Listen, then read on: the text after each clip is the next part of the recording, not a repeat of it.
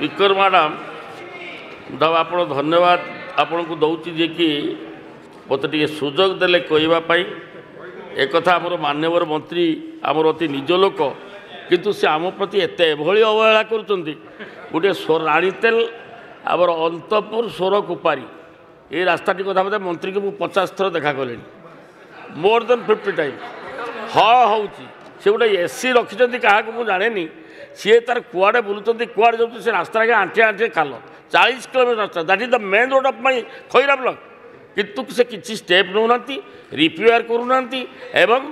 पाठी आठे सब माने ये खाल हो रास्ता गला एवं तुरंत मुझे आपण जरिया मंत्री को अनुरोध करुँच भाई टे से रास्ता को देख टे लोक यातायात ये विषय में अनुरोध कर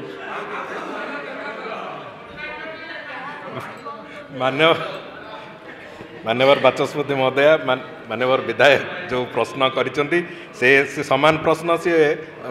गृह बाहर 25 थर कही सारी